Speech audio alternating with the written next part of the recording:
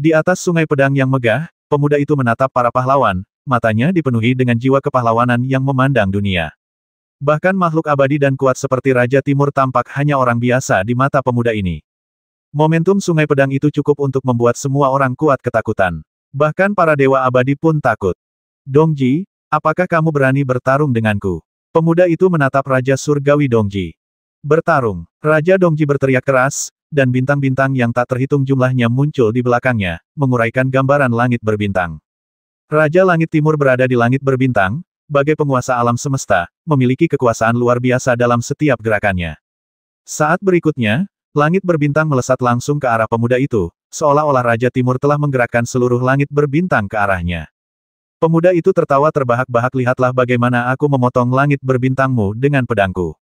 Begitu dia selesai bicara, sungai pedang di bawah kaki pemuda itu melonjak serentak dan semuanya mengalir ke langit berbintang tempat Raja Timur sedang membombardir. Titik. Dalam sekejap, bintang-bintang yang tak terhitung jumlahnya meredup dan hancur, pedang yang tak terhitung jumlahnya rusak, dan seolah-olah malapetaka telah menimpa seluruh ibu kota Tang, gelombang udara mengerikan menyapu ke segala arah. Wajah Kaisar Tang tua berubah, dan dia mengangkat telapak tangannya ke langit. Kemudian dua tangan besar muncul dari udara tipis dan melindungi Tangdu di bawah telapak tangan mereka. Kaisar Tang tua, Li Yuanshan harus menanggung akibat tabrakan antara kedua tuannya. Ayah, Kaisar Tang tidak dapat menahan rasa khawatirnya saat melihat Li Yuanshan tampak pucat. Li Yuanshan menggelengkan kepalanya untuk menunjukkan dia baik-baik saja.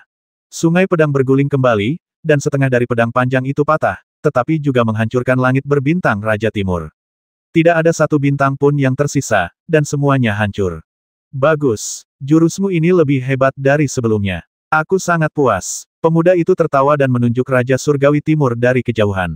Sungai pedang di bawah kakinya mengalir deras lagi, tetapi posisinya terus berubah, dan pedang-pedang panjang berterbangan ke segala arah. Raja Dongji pernah bertarung dengan pemuda ini sebelumnya, jadi dia tahu apa yang akan dilakukan orang ini. Dia menggerakkan kakinya dan melesat lurus ke angkasa, lalu menghilang di kedalaman langit. Pemuda itu mengangkat bibirnya dan berkata, apakah kamu tidak ingin ibu kota Tang ini terkena dampaknya? Kalau begitu aku akan menuruti keinginanmu. Setelah dia selesai berbicara, pedang terbang yang tak terhitung jumlahnya mengejar Raja Surgawi Timur, sementara pemuda itu berdiri di atas pedang biasa dan terbang. Banyak prajurit yang membuka mata rohaninya, dan sedikit sekali yang membuka mata surgawinya, dan pergi menyaksikan pertempuran dahsyat yang terjadi jauh di langit. Pada saat ini, Huang Hanxing masih menggendong Su Yanbing yang tidak sadarkan diri dan tidak dapat pergi. Dia dikelilingi oleh banyak orang kuat yang hadir, tetapi tidak seorang pun berani bertindak gegabah karena aura pemuda itu telah terkunci pada semua orang.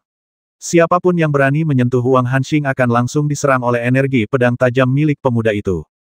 Huang Hanxing tetap tenang dan tak kenal takut bahkan saat dikelilingi sekelompok pahlawan. Dia sangat yakin bahwa penguasa Paviliun Fengjian mampu menekan para pahlawan di sini dan tidak ada yang perlu dikhawatirkan. Bahkan Raja Timur akan kesulitan mengalahkan penguasa Paviliun Pedang Penyegel. Aku tidak menyangka kau akan bekerja sama dengan Feng Jiange. Apa tujuanmu? Long Xingtian menatap Huang Hanxing dan bertanya. Huang Hanxing tersenyum tipis, Tuan Long, masalah ini tidak ada hubungannya denganmu. Lebih baik keluarga Long tidak ikut campur. Long Xingtian mendengus dingin, kau ingin aku tidak ikut campur setelah kau menghancurkan kompetisi ini. Apakah kau, Huang Hanxing, sudah tua dan bingung? Apa yang telah kulakukan hanyalah mencegah alkimia di era ini terus melemah. Masalah ini membutuhkan kekuatan Su Yanbing. Mungkin seseorang dari keluarga alkimia Anda akan dipilih. Huang Hanxing berkata sambil melirik Long Zixin di bawah secara sengaja atau tidak sengaja. Orang-orang dari Liga Alkimia dan keluarga alkimia terkejut. Apa sebenarnya yang akan dilakukan Huang Hanxing? Mungkinkah dia ingin menculik lebih banyak alkemis? Hanya Fang Lin dan Cheng Jinhai yang tersisa di gedung Tang. Cheng Jinhai sangat ketakutan hingga wajahnya menjadi pucat dan dia tidak tahu apa yang sedang terjadi. Jika Fang Lin tidak berdiri di sini, dia pasti sudah menemukan tempat bersembunyi sejak lama. Tuan Fang, ayo cepat pergi dari sini. Tempat ini terlalu mencolok dan kita bisa terkena dampaknya. Cheng Jinhai mau tidak mau membujuk Fang Lin. Fang Lin tetap acuh tak acuh, masih mendongak sedikit dan memperhatikan pertempuran mengerikan di langit.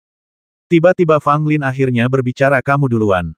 Cheng Jinhai tercengang. Tepat saat dia hendak menggigit peluru dan terus tinggal di sini, Fang Lin berbalik dan menatapnya, jika kamu tidak pergi sekarang, kamu tidak akan pernah punya kesempatan untuk pergi. Cheng Jinhai tampaknya memahami sesuatu. Dia mengepalkan tinjunya ke arah Fang Lin, lalu melompat langsung turun dari gedung Tang dan menghilang di antara kerumunan di bawahnya. Fang Lin adalah satu-satunya yang tersisa di seluruh gedung Tang. Niat membasmi tiba-tiba muncul pada saat ini. 8 sosok tiba-tiba muncul di bangunan Tang, berdiri di 8 arah berbeda dan mengelilingi Fang Lin. Kedelapan orang ini masing-masing membawa pedang panjang di punggung mereka dan mengenakan jubah merah tua. Masing-masing dari mereka memiliki topeng hantu jahat berbentuk taring berwarna hijau di wajah mereka. Yang paling mengerikan adalah kedelapan orang ini memiliki kemampuan mencapai keabadian yang luar biasa. 8 abadi yang hebat. Fang Lin tampak relatif tenang di permukaan, tetapi dia sangat terkejut di dalam hatinya. 8 guru besar abadi yang jarang terlihat di masa lalu, tiba-tiba muncul. Fang Lin, jangan coba-coba melawan. Kami hanya ingin kamu pergi ke paviliun Fengjian dan menyelesaikan tugas besar bersama para alkemis lainnya. Orang yang berdiri di depan Fang Lin berbicara dengan suara tegas, dan itu sebenarnya seorang wanita. 8 guru abadi yang hebat. Hanya untuk menangkapku. Adegan sebesar itu membuatku merasa sedikit malu. Fang Lin berkata sambil tersenyum tipis. Jika kamu ikut dengan kami, tidak akan ada seorang pun yang mempersulitmu. Namun, jika kamu tidak mau, kami tidak punya pilihan selain menyinggungmu. Orang di depannya berkata, dan 7 orang yang tersisa melangkah maju satu persatu, membuat Fang Lin merasakan penindasan yang luar biasa. Mereka bukanlah 8 orang biasa, melainkan 8 orang master di alam keabadian agung, dan semuanya adalah pendekar pedang dari paviliun penyegel pedang. Dengan kekuatan Fang Lin saat ini, bahkan jika dia memiliki 3 kepala dan 6 lengan, dia tidak akan dapat melarikan diri dari 8 orang ini. Fang Lin dapat merasakan bahwa jika dia membuat gerakan yang tidak biasa, ke-8 orang ini akan menyerang tanpa ragu-ragu dan langsung menangkapnya. Bisakah Anda memberitahu saya apa sebenarnya yang akan Anda lakukan? Fang Lin bertanya. Tidak, orang di depannya menolak dengan tegas. Fang Lin menghela napas dan berkata tanpa daya dalam hal ini, aku tidak punya pilihan selain pergi bersamamu. Begitu dia selesai berbicara, Fang Lin tiba-tiba bergerak maju, melewati orang di depannya, dan hendak bergegas keluar dari gedung Tang. Saat berikutnya, gerakan Fang Lin terhenti tiba-tiba, dan 8 pedang panjang jatuh pada 8 titik vital tubuh Fang Lin. Jika Fang Lin melangkah lagi, dia akan terluka parah. Tuan Fang, jangan memaksa kami untuk mengambil tindakan. Suara dingin terdengar, dan jelas bahwa mereka telah kehilangan kesabaran. Jauh di langit, di luar jangkauan orang biasa, pertempuran puncak sedang terjadi. Di darat, bahkan jika banyak orang membuka mata rohaninya, mereka tidak dapat melihat dengan jelas pertempuran sengit di langit. Hanya mereka yang membuka mata ketiganya yang dapat melihatnya lebih jelas. Ini adalah pertempuran yang tidak pernah dapat dibayangkan oleh prajurit biasa. Salah satu dari kedua belah pihak adalah orang nomor 1 yang diakui di 9 kerajaan, Raja Dongji, dan pihak lainnya adalah Tuan Paviliun Fengjian yang tak terduga. Keduanya adalah tokoh terkenal, dan kekuatan mereka telah lama melampaui imajinasi para prajurit biasa. Di mata orang-orang biasa, baik Dongji Tianwang maupun Master Paviliun Fengjian sama kuatnya dengan dewa. 3 pedang panjang telah dilepaskan dari kotak pedang di belakang penguasa paviliun pedang penyegel, termasuk pedang panjang berbentuk ular. 2 lainnya juga sangat luar biasa. Meskipun mereka tidak berada dalam daftar pedang terkenal, mereka tidak lebih lemah daripada pedang-pedang terkenal dalam daftar tersebut. Daftar pedang terkenal ini tentu saja merupakan daftar pedang terkenal di dunia, namun ada begitu banyak pedang terkenal di dunia, dan tidak ada yang tahu berapa banyak pedang terkenal yang telah diwariskan dari zaman kuno hingga saat ini. Beberapa pedang terkenal ini dikenal luas di dunia, sementara yang lainnya tidak dikenal. Dan di dalam paviliun penyegel pedang, pedang-pedang terkenal yang ada di daftar pedang terkenal hanya sebagian saja, masih banyak lagi senjata-senjata lain yang tidak tercatat di daftar pedang terkenal. Di dalam kotak pedang di belakang kepala paviliun Fengjian, terdapat beberapa pedang terkenal yang tidak diketahui keberadaannya yang diwariskan dari generasi ke generasi, tetapi dia sendiri tidak suka menggunakan pedang-pedang terkenal yang ada dalam daftar pedang terkenal. 3 pedang terkenal yang diwariskan dari generasi ke generasi terus-menerus terbang melintasi langit. Saat Dongji Tianwang bergerak, ketiga pedang itu tidak dapat mendekatinya sama sekali, tetapi juga memaksa Dongji Tianwang untuk menghindar. Pemuda itu berdiri di atas pedang terbang biasa, menyaksikan kontes antara Raja Dongji dan 3 pedang terkenal, dengan ekspresi santai dan nyaman di wajahnya. Melihat pihak lain begitu santai, Raja Dongji diam-diam marah di dalam hatinya, berpikir bahwa penguasa paviliun Fengjian terlalu meremehkannya. Pada saat ini, Dongji Tianwang mengulurkan tangan kanannya, kedua jarinya disatukan seperti pedang. Kapan? Pada serangan pertama, Raja Dongji memukul salah satu pedang terkenal itu dengan 2 jarinya. Seketika pedang ungu itu terkena hantaman keras dan jatuh, dan cahaya di atasnya pun meredup. Segera setelah itu, Dongji Tianwang bergerak dan langsung mengejar pedang terkenal lainnya. Dia mengulurkan kedua jarinya dan menjepit pedang di antara ujung jarinya. Tidak peduli seberapa keras pedang itu berjuang, ia tidak dapat lepas dari jemari Dongji Tianwang. Pedang terakhir yang terkenal diinjak oleh Raja Dongji secara tiba-tiba, dan tekanan besar menimpanya. Patah. Pedang terkenal yang terbuat dari bahan halus ini benar-benar patah di bagian tengah. Hanya dalam beberapa kedipan mata, ketiga pedang terkenal itu semuanya ditundukkan oleh Raja Surgawi Dongji. Baiklah, ambil beberapa pedangku lagi. Pemuda itu tertawa, dan juga menggunakan jari-jarinya sebagai pedang, mengarahkan 7 jari ke arah Dongji Tianwang. 7 cahaya pedang melintas di langit dan menyerang Raja Surgawi Timur bagaikan mengejar bintang dan bulan. Kekuatan setiap kilatan pedang tidak kalah hebatnya dengan penggunaan pedang terkenal secara langsung. Dengan kekuatan Master Pavilion Fengjian, dia tidak lagi peduli apakah dia memiliki pedang tajam di tangannya. Sekalipun dia tidak punya apa-apa di tangannya, dia masih dapat mengerahkan kekuatan pedang terkenal di tangannya. Keberadaan pedang tanpa nama itu tidak berpengaruh apapun terhadap penguasa Pavilion Pedang Penyegel. Ketika Dongji Tianwang melihat 7 energi pedang datang ke arahnya, dia tidak menghindar atau mundur. Sebaliknya, dia mencengkeram pedang terkenal itu di antara jari-jarinya dan mengayunkan pedang itu untuk memblokir ketujuh energi pedang. Ketika energi pedang ketujuh diblokir, pedang terkenal di tangan Dongji Tianwang sudah penuh dengan retakan, dan sudah jelas bahwa pedang itu tidak dapat bertahan lebih lama lagi. Raja Dongji melemparkan pedang itu begitu saja. Meskipun itu adalah pedang terkenal yang bagus, setelah dihantam oleh 7 energi pedang dari penguasa Pavilion Fengjian, pedang itu pada dasarnya tidak berguna. Aku ingat seharusnya ada 8 pedang di kotak pedangmu. Kenapa hanya 3? Apa kau meremehkanku? Dongji Tianwang menatap pemuda itu dan bertanya dengan suara yang dalam. Pemuda itu tersenyum dan berkata, kau ingat benar. Memang ada 8 pedang di kotak pedang ini. Dongji Tianwang mengerutkan kening awalnya. Jadi, sekarang bukan 8 pedang. Pemuda itu mengangguk ini segenggam ekstra. Aku masih menyukainya. Mendengar ini, Raja Dongji sedikit terkejut dan menjadi semakin waspada terhadap orang ini. Karena dia pernah bertarung dengan penguasa Pavilion Fengjian sebelumnya, Dongji Tianwang tahu bahwa ada 8 pedang terkenal di kotak pedang di belakang pria ini. Ketika Raja Ji Timur bertarung dengan Master Pavilion Fengjian, dia hanya memaksa pihak lawan menggunakan 7 pedang terkenal. Pedang ke-8 tidak diperlihatkan kepada Raja Ji Timur. Saat ini, Raja Dongji tidak lagi sama seperti sebelumnya, dan kekuatannya jauh lebih besar dari sebelumnya. Ada pula 1 pedang lagi di kotak pedang penguasa Pavilion Fengjian, sehingga totalnya ada 9 pedang terkenal. Raja Dongji merenung dalam hati, jika dia berusaha sekuat tenaga, bisakah dia memaksa penguasa Pavilion Fengjian menggunakan ke-9 pedangnya? Pemuda itu seakan bisa melihat apa yang ada di pikiran Dongji Tianwang saat ini, lalu menyeringai dan berkata jika kamu ingin melihat 2 pedang terakhirku, Dongji, kamu harus berusaha sekuat tenaga. Kamu masih saja meremehkanku. Dongji Tianwang berkata, dan mata vertikal tiba-tiba muncul di antara alisnya. Bukan mata ketiga, melainkan pupil mata yang hitam bagaikan tinta, bagaikan jurang tak berujung, yang membuat orang langsung terperosok ke dalamnya dalam sekejap dan tak mampu keluar. Pemuda itu akhirnya menunjukkan ekspresi terkejut kamu tidak tahu trik ini saat itu. Raja Langit Timur tidak menjawab, namun mata vertikal gelap di antara kedua alisnya menatap ke arah pemuda itu. Untuk sesaat, pemuda itu merasa seperti jatuh ke jurang. Semua kekuatan di tubuhnya cepat terkuras. Dia tidak dapat melihat apapun yang ada di depan matanya, dan tidak dapat mendengar suara apapun di telinganya. Raja Dongji memanfaatkan kesempatan ini dan memukul keras dahi pemuda itu dengan telapak tangannya, membuatnya terpental ke belakang dengan darah mengalir di dahinya. Pemandangan ini membuat beberapa orang dengan mata dewa di bawah berseru kaget. Mungkinkah Raja Dongji akan mengalahkan penguasa Pavilion Fengjian? Banyak orang diam-diam bersorak untuk Raja Timur.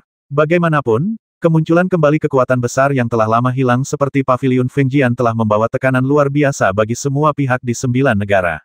Jika Raja Timur dapat mengalahkan Tuan Pavilion Fengjian, itu berarti Pavilion Fengjian tidak sekuat yang dibayangkan. Pada saat ini, ekspresi Dongji Tianwang tiba-tiba berubah. Dia melihat ke bawah dan melihat Fang Lin ditangkap oleh 8 dewa abadi. Tidak bagus. Dongji Tianwang diam-diam berpikir bahwa ada sesuatu yang salah dan menunjuk ke bawah untuk menyelesaikan krisis Fang Lin. Jangan terlalu terganggu saat bertarung denganku. Suara pemuda itu terdengar lagi, dan cahaya pedang tiba lebih dulu, menghalangi jari Raja Dongji. Apa sebenarnya yang akan kau lakukan? Su Yanbing tidak cukup. Apakah kau ingin membawa Fang Lin pergi juga? Dongji Tianwang berkata dengan marah. Pemuda itu menyeka darah dari dahinya dengan lembut, senyumnya masih tersungging di wajahnya tidak apa-apa, aku hanya ingin memurnikan ramuan yang tidak ada. Pil yang tidak ada. Dongji Tianwang terkejut dan menatap Master Pavilion Fengjian dengan ngeri. Pemuda itu menyeringai dan terkekeh, darah tidak lagi mengalir dari dahinya. Ya, aku telah mempersiapkan ramuan yang tidak ada ini selama bertahun-tahun. Sekarang aku masih kekurangan tenaga. Bagaimana kalau kau, Dongji, datang dan bantu aku? Pemuda itu berkata kepada Dongji Tianwang dengan sedikit nada sarkasme dalam kata-katanya. Sekarang Huang Hanxing, alkemis 7 Ding, telah bergabung dengan Pavilion Fengjianmu. Apakah ada ramuan yang tidak dapat dibuatnya? Apakah perlu bersusah payah? Dongji Tianwang berkata dengan dingin. Pemuda itu menggelengkan kepalanya sedikit. Huang Hanxing tidak buruk, tetapi dia sendiri masih jauh dari cukup. Kita perlu mempersiapkan semuanya dengan baik dan mengumpulkan kekuatan semua orang. Mungkin hanya ada peluang 30% hingga 40% untuk menyempurnakannya. Raja Dongji sangat terkejut. Meskipun dia tidak tahu seberapa banyak kebenaran dalam apa yang dikatakan Tuan Pavilion Fengjian, jika memang benar seperti yang dia katakan, ramuan yang ingin disempurnakan Pavilion Fengjian mungkin tidak sesederhana tingkat ke-7 atau ke-8. Kemungkinan besar itu adalah ramuan tingkat 9 yang dapat membuat seseorang melampaui hal biasa dan memasuki alam orang suci. Ada 9 tingkatan ramuan ajaib, dan ramuan apapun yang dapat digolongkan ke dalam tingkatan ke-9 dapat menyerap kekayaan langit dan bumi serta memiliki efek ajaib yang tak terbayangkan. Setiap alkemis bermimpi melihat wujud asli dari ramuan tingkat 9, namun ramuan tingkat ini kini hanya dapat ditemukan di buku-buku kuno, karena tidak ada alkemis 9 tripod di era ini. Lagi pula, jangan bicara tentang apakah ada alkemis 9 kuali. Sekalipun ada, bahan obat untuk memurnikan ramuan tingkat 9 sangatlah berharga, dan dibutuhkan usaha yang tak diketahui jumlahnya untuk menemukan satu pun di antaranya. Tidaklah cukup bagi Pavilion Fengjian hanya memiliki Huang Hanxing, alkemis 7 Ding. Mereka perlu mengumpulkan lebih banyak alkemis untuk bekerja sama menyempurnakan ramuan. Menurut pendapat Dongji Tianwang, ramuan itu hanya bisa berupa ramuan tingkat 9. Sejak kapan Pavilion Fengjian mulai tertarik pada alkimia? Apakah Anda, pemimpin Pavilion Fengjian, juga ingin menyerahkan pedang Anda dan membuat alkimia? Dongji Tianwang berkata dengan nada sinis. Pemuda itu mengangguk dengan serius. Kau benar. Aku sangat tertarik dengan alkimia dan pernah bercita-cita menjadi seorang alkemis. Sayangnya, bakatku tidak bagus. Aku hampir tidak menjadi seorang alkemis. Ketika aku mencoba memurnikan api jiwa pertama dalam hidupku, aku gagal dan hampir terbakar sampai mati oleh serangan balik api jiwa itu. Jadi aku meninggalkan alkimia dan beralih ke latihan pedang. Aku tidak menyangka bahwa aku memiliki bakat yang bagus dalam latihan pedang. Sekarang aku bisa memandang rendah semua pengguna pedang di dunia. Setelah jeda sejenak, pemuda itu melanjutkan, aku sudah cukup tinggi di jalan pedang, dan aku sudah cukup melihat pemandangan di puncak gunung. Namun, para prajurit generasiku, tidak peduli seberapa jauh kita telah berkultivasi, seperti kamu dan aku yang tampaknya memiliki umur panjang, sebenarnya lebih takut pada hidup dan mati daripada orang biasa. Oh, dari apa yang kau katakan, apakah kau pikir kau ingin memurnikan ramuan tingkat 9 yang dapat memperpanjang hidupmu? Dengan tingkat kultivasimu, apakah kau pikir umurmu tidak cukup panjang? Dongji Tianwang berkata dengan nada menghina. Pemuda itu bersenandung, menunjuk ke langit di atas, dan berkata, bisakah basis kultivasi abadi bertahan selama langit? Raja Dongji tidak menjawab karena jawabannya sudah jelas. Hidup sepanjang langit. Apakah kamu bercanda? Bahkan makhluk mitologi sekuat Wu Zun tidak dapat berkata bahwa dia bisa hidup sepanjang langit, apalagi mereka. Aku tahu berapa lama aku bisa hidup. Setiap saat, hidupku berlalu begitu saja. Tentu saja, hal yang sama berlaku untuk semua makhluk hidup di dunia. Tidak peduli seberapa kuat seseorang, ia tidak dapat mengalahkan kata waktu. Saya takut mati. Aku tidak ingin menjadi setitik tanah setelah aku mati, dengan semua jejak diriku hilang dan aku tidak akan pernah bisa melihat pemandangan indah dunia ini lagi. Jadi saya ingin memutus siklus kehidupan dan kematian. Ketika pemuda itu mengatakan ini, ada sedikit kegilaan di matanya, dan Raja Surgawi Timur sangat terkejut hingga dia tidak bisa berbicara. Menghancurkan hidup dan mati. Raja Dongji teringat pada catatan kuno yang pernah dilihatnya dahulu kala di salah satu buku kuno tertua di Ligadan. Pada zaman dahulu kala, ada seorang ahli pil yang mengambil kekuatan suci dari 9 surga, mengambil saripati dari pusat bumi, dan menggunakan keberuntungan baiknya yang tak terbatas untuk memurnikan pil yang luar biasa. Hanya beberapa kata dan catatan yang tersebar saja sudah mengejutkan Raja Dongji saat itu untuk waktu yang lama. Orang mengerikan macam apa yang mampu memurnikan ramuan transenden? Apakah ini sesuatu yang dapat dilakukan seorang alkemis? Dengan kata lain, dapatkah dao alkimia berkembang sampai sejauh ini? Bisakah seseorang melampaui kehidupan dan kematian? Kini, setelah mendengar ucapan Tuan Pavilion Fengjian, Raja Dongji langsung teringat pada catatan di buku-buku kuno, dan menyadari bahwa ambisi Tuan Paviliun Fengjian bukan sekadar membuat ramuan tingkat 9, tetapi memurnikan ramuan yang luar biasa. Dia ingin melampaui hidup dan mati dan menjadi makhluk yang benar-benar abadi. Kau gila, semua makhluk hidup tidak bisa lepas dari hidup dan mati. Tidak peduli seberapa kuat dirimu, suatu hari kau akan mati. Tidak ada yang namanya ramuan ajaib. Semua yang kau lakukan hanyalah angan-angan. Dongji Tianwang berkata dengan marah. Akal sehat mengatakan kepadanya bahwa Master Paviliun Fengjian sedang melakukan sesuatu yang sia-sia karena tidak akan berhasil. Bahkan buku-buku kuno tidak mencatat apakah guru alkimia kuno berhasil atau gagal. Namun, menurut Dongji Tianwang, ini pasti tidak akan berhasil. Kekuatan manusia pada dasarnya terbatas, dan mustahil untuk mengandalkan kekuatan ramuan untuk mengatasi hidup dan mati. Pemuda itu menatap Dongji Tianwang dengan iba lagi pula, kamu hanyalah manusia di era ini. Kamu berbeda denganku, dan visimu tidak dapat mencapai level ini. Dongji Tianwang mendengus dingin, tidak ada gunanya bicara lagi. Tidak peduli apa yang ingin kau lakukan, jika kau ingin membawa seseorang pergi, kau harus bertanya padaku terlebih dahulu apakah aku setuju. Kau tak bisa menghentikanku. Aku sudah bercerita banyak hanya untuk tahu apakah kau akan membantuku. Sepertinya itu hanya buang-buang kata. Pria muda itu menggelengkan kepalanya. Begitu dia selesai berbicara, beberapa cahaya pedang muncul di kotak pedang di belakangnya. 5 pedang terkenal melayang di depan pemuda itu, dan masing-masing pedang memancarkan energi pedang yang sangat menakjubkan. Wajah Raja Dongji tiba-tiba menjadi sangat serius. Dia pernah bertarung dengan pemuda ini sebelumnya, dan pemuda ini hanya menggunakan pedang terkenalnya yang ke-7, dan belum menggunakan pedang terkenalnya yang ke-8. Kali ini, selain 3 pedang terkenal sebelumnya, ditambah 5 pedang terkenal di depannya, pemuda itu telah menggunakan 8 pedang terkenal. Ini hampir mengerahkan seluruh kekuatannya untuk berhadapan dengan Raja Dongji. Ayo, aku ingin melihat sendiri apa yang bisa dilakukan oleh pedang terkenal ke-8 yang tidak kau gunakan saat itu. Dongji Tianwang berkata, dan mata vertikal gelap di antara alisnya diaktifkan lagi. Saya pernah kena 1 kali. Mungkin sulit bagi saya untuk kena lagi. Saat pemuda itu berbicara, sebilah pedang emas di antara 5 pedang di depannya bersinar terang. Pedang ki yang tak terhitung jumlahnya menyebar di langit, seperti lautan yang mengamuk, menenggelamkan Dongji Tianwang di lautan pedang ki yang besar. Kegelapan di mata pemuda itu memudar, dan ia mendapatkan kembali kejernihannya. Teknik mata aneh Raja Dongji tidak bisa lagi memengaruhinya sedikitpun. Fang Lin sangat kesal saat itu. 8 dewa abadi di sekitarnya mengarahkan pedang mereka ke titik-titik vitalnya.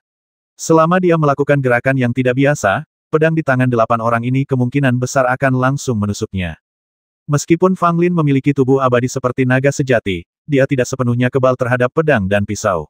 Bagaimanapun, dia masih tubuh yang terbuat dari daging dan darah. Pedang di tangan ke-8 orang ini tampaknya merupakan senjata ajaib yang telah tercantum dalam daftar pedang terkenal. Tidak mungkin dia dapat menahannya. Namun Fang Lin tidak mau mengikuti mereka berdelapan. Siapa yang tahu tempat berbahaya macam apa yang akan mereka temukan. Begitu dia berada di wilayah orang lain, mereka dapat melakukan apa saja yang mereka inginkan terhadapnya. Apakah dia punya ruang untuk melawan? Tetapi jika aku tidak pergi bersama mereka, sepertinya ke-8 orang ini akan membawaku pergi dengan paksa. Mengandalkan orang lain, tuan yang paling berkuasa di sini, Raja Dongji, telah terjerat oleh penguasa Paviliun Fengjian. Tidak dapat dipastikan apakah orang lain akan datang menyelamatkannya. Bahkan jika seseorang berhasil, dapatkah mereka mengalahkan 8 dewa abadi ini? Apa yang paling dibenci Fang Lin adalah perasaan tidak berdaya ini. Berjalan, 8 pendekar pedang hebat berangkat bersama-sama, dan Fang Lin terjebak di tengah-tengah dan harus mengikuti mereka. Situasi di sini ditemukan oleh banyak orang. Long Xingtian, Kaisar Tang, Kaisar Tua Tang dan orang-orang kuat lainnya segera menghalangi jalan 8 pendekar pedang itu, tetapi kemudian wajah Long Xingtian, Kaisar Tang dan yang lainnya berubah. Ke-8 pendekar pedang itu mengayunkan pedang mereka bersama-sama tanpa mengucapkan sepatah kata pun. Ledakan, 8 energi pedang dahsyat menyeruak keluar, tak ayal gunung terbelah, lautan pun berguncang, langit pun seakan terbelah oleh energi pedang ke-8 orang itu. Long Xingtian dan anak buahnya tidak mampu melawan dan mundur satu persatu. Hanya Kaisar Tang Tua Li Yuanshan yang berteriak dengan marah dan mengulurkan kedua telapak tangannya tanpa mundur satu langkah pun. Orang-orang dari Paviliun Fengjian sudah bertindak terlalu jauh. Mereka bahkan berani menyusup ke tangdu kita. Li Yuanshan berkata dengan marah. Kami tidak bermaksud menyinggung Anda. Silakan beri jalan. Wanita terkemuka di antara 8 pendekar pedang itu bicaranya dingin, masih dengan nada dingin dan acuh tak acuh, seolah-olah dia memang seperti itu kepada semua orang. Kalian boleh pergi kalau mau. Berapa banyak dari kalian yang datang, dan berapa banyak dari kalian yang bisa pergi? Bahkan tidak satu pun, kata Li Yuanshan. Kami diperintahkan untuk mengundang Tuan Fang Linfang menjadi tamu kami di Paviliun Fengjiang. Kami harap Anda tidak menghentikan kami, kalau tidak kami akan memulai pembantaian di sini. Kata wanita terkemuka itu, dengan pedang pendek berwarna hijau zamrud yang dingin dan elegan di tangannya.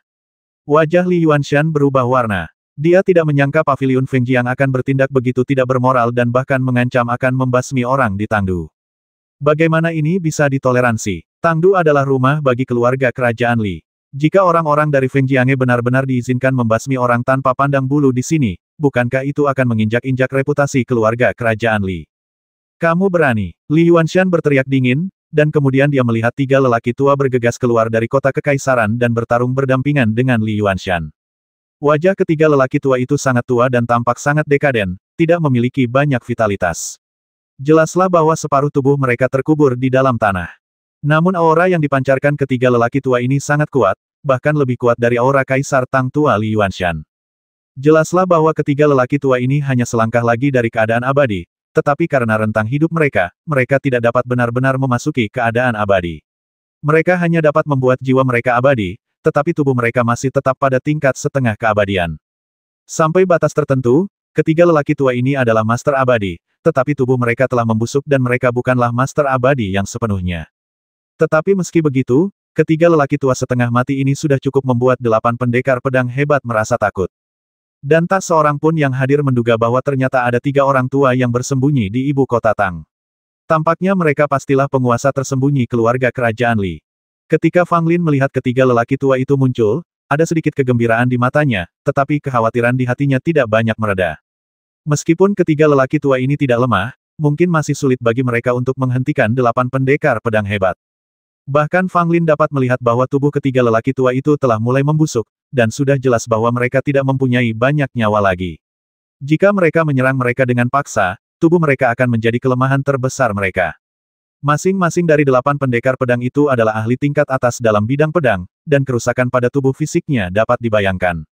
Jika ketiga orang tua ini benar-benar bertarung dengan 8 pendekar pedang, mungkin mereka akan lebih menderita. Kami bertiga ada di sini, jadi setiap orang di Paviliun Fengjian sebaiknya menahan diri. Salah seorang dari 3 tetua berkata sambil menatap ke 8 pendekar pedang itu dengan acuh tak acuh. Jika kalian bertiga menyerah, kami akan segera pergi dan tidak akan mengganggu Tangdu sama sekali.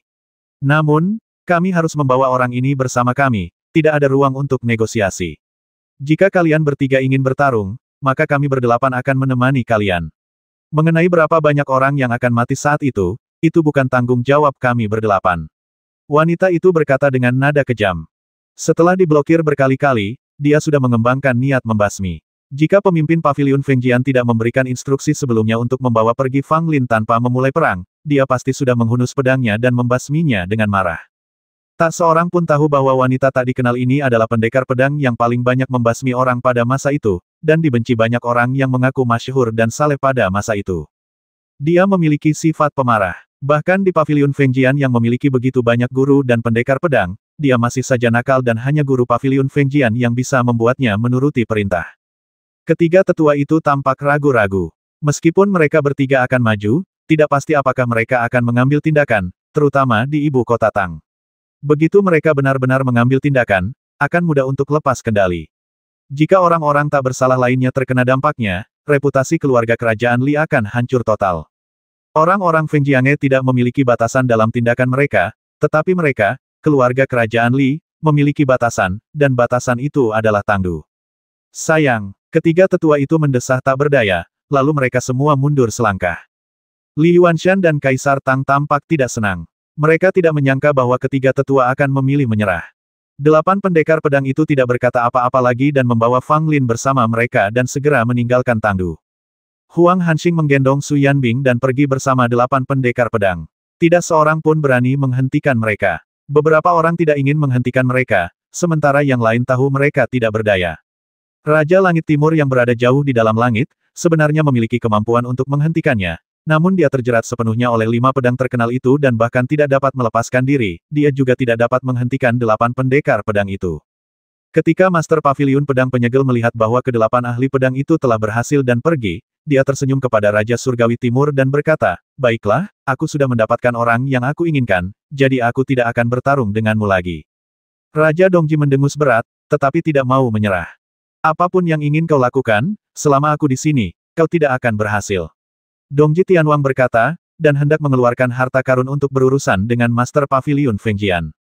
"Dongji, apakah kamu benar-benar ingin memaksaku menggunakan pedang ke-9? Pemimpin Paviliun Fengjian berkata sambil tersenyum. "Jadi bagaimana jika aku memaksamu menggunakan pedang ke-9? Dongji Tianwang berkata dengan suara yang dalam. Pemuda itu menggelengkan kepalanya. "Jika pedang ke-9 ku keluar, kau mungkin akan mati, dan hanya sedikit orang di ibu kota Tang ini yang akan selamat. Apakah kau benar-benar ingin melihat ini terjadi?" Raja Dongji terkejut, tetapi dia tidak benar-benar percaya apa yang dikatakan pihak lain. Pemuda itu hanya tersenyum ketika melihat itu dan mengetuk pelan kotak pedang di belakangnya dengan jarinya. Ledakan, seluruh langit tampak terbelah menjadi dua, dengan retakan yang jelas antara pemuda itu dan Raja Dongji. Pupil mata Raja Dongji mengecil dan jantungnya berdebar kencang tanpa sebab. Sebelum pedang terhunus, energi pedang telah membelah langit. "Apakah Anda ingin melanjutkan?" Pria muda itu berkata sambil tersenyum. Pedang ke-9 masih belum digunakan, tetapi hanya sedikit energi pedang yang dilepaskan, yang sudah memiliki kekuatan yang mengerikan. Titik. Pemandangan langit terbelah menjadi dua mengejutkan semua orang di Tangdu. Bahkan orang-orang abadi pun tidak dapat membayangkan pemandangan seperti itu. "Mungkinkah orang ini benar-benar tak terkalahkan di dunia?" Seseorang berkata dengan bibir gemetar. "Aku tidak tahu apakah dia tak terkalahkan di dunia, tetapi dalam hal ilmu pedang, tak seorang pun dapat dibandingkan dengannya," kata orang yang tingkat kultivasinya lebih tinggi, dengan kata-kata yang rumit. Paviliun Pedang Penyegel memiliki orang yang sangat kuat, ditambah banyak ahli pedang, dan pedang-pedang terkenal yang tak terhitung jumlahnya dari zaman kuno dan modern. Ini agak terlalu menakutkan. Awalnya aku mengira Istana Pemakan Surga adalah kekuatan terkuat saat ini, tapi sekarang tampaknya Paviliun Penyegel Pedang memiliki fondasi yang lebih dalam. Setelah bertahun-tahun tidak bersuara, Paviliun Pedang Penyegel akan baik-baik saja jika tidak bersuara, tetapi begitu bersuara, suaranya menjadi sangat mengerikan. Raja Dongji merasa sangat gelisah saat melihat pedang ke-9 milik pemuda itu yang hendak digunakan. Dia tidak ragu bahwa jika pedang ke-9 benar-benar digunakan, itu mungkin akan menjadi bencana yang sangat mengerikan. Dan dia sendiri takut tidak akan mampu menghalangi pedang ke-9 itu, karena energi pedang yang terpancar dari satu pedang ini saja sudah cukup membuat Raja Dongji merasakan tekanan luar biasa. Sekalipun Raja Dongji memiliki kartu truf di tangannya, dia sendiri tidak tahu apakah kartu truf ini dapat berfungsi. Saat bertarung dengan Master Paviliun Fengjian, meski Dongji Tianwang kalah, namun kekalahannya tidaklah buruk. Dia hanya kalah satu atau dua gerakan. Tetapi sekarang setelah mereka berhadapan lagi, Raja Dongji menemukan bahwa jurang di antara mereka bukan saja tidak menyempit, tetapi malah tampak melebar. Ketika pemuda itu melihat Dongji Tianwang tidak bereaksi, dia tahu bahwa pihak lain telah kehilangan kepercayaan diri untuk terus bertarung. Dia tersenyum ringan dan tidak mengejek Dongji Tianwang. Kelima pedang terkenal itu terbang kembali ke dalam kotak pedang. "Aku telah mengambil orang yang kuinginkan. Jika aku tertarik di masa depan, aku akan datang dan bertarung denganmu. Aku harap kau layak menerimaku menggunakan pedang ke-9." Kata pemuda itu sambil menatap tajam ke arah Dongji Tianwang, lalu berbalik dan melayang pergi. Raja Dongji tidak mencoba menghentikannya, dia tahu bahwa dia tidak dapat menghentikan orang ini. Sekalipun seluruh pendekar di Tangdu keluar dengan kekuatan penuh dan mempertaruhkan nyawa mereka, mereka tetap tidak dapat menghentikannya. Apa gunanya memiliki lebih banyak orang? Bukankah itu hasil membasmi dengan satu pedang? Meskipun Raja Dongji tidak menghentikan pemuda itu, ia segera memberitahu Istana Tuntian tentang apa yang terjadi di sana. Baik Liga Alkimia maupun keluarga panjang memiliki cara rahasia untuk menghubungi Istana Penelan Surga, tetapi mereka pada dasarnya tidak tahu bagaimana cara menghubungi satu sama lain karena baik Liga Alkimia maupun keluarga panjang terlalu waspada terhadap Istana Penelan Surga. Tetapi sekarang, Fang Lin diculik secara paksa oleh Paviliun Fengjian, dan masalah ini harus diberitahukan ke Istana Tuntian. Di ujung utara, Silver Fox berjalan memasuki aula dengan ekspresi serius di wajahnya. Pemimpin Paviliun Fengjian muncul di Tangdu bersama 8 dewa, membawa paksa Fang Lin pergi, dan kembali ke dataran tinggi barat. Silver Fox berkata dengan suara yang dalam. Dugu Nian membuka matanya, wajahnya penuh dengan tatapan dingin dan membasmi. "Semuanya dengarkan dan ikuti aku." Dugu Nian memberi perintah dan hendak memimpin semua master istana menelan langit untuk mencegat pemimpin Paviliun Pedang Penyegel dan rombongannya serta menyelamatkan Fang Lin. Tetapi pada saat ini, sesuatu yang aneh terjadi di luar istana penelan surga. Seorang pria parubaya dengan rambut putih berdiri di atas salju, memegang pedang kayu, dan menebas langsung istana penelan surga dengan energi pedang. Du Gunian memblokir energi pedang lawan dengan lambaian tangannya, dan juga merasakan tingkat kultivasi pria itu. Kekal, wajah Du Gunian menjadi sangat jelek. Tanpa diduga, pada saat ini, seorang pria kuat abadi datang ke sini. Ini jelas bukan suatu kebetulan, dan pihak lainnya juga seorang pendekar pedang.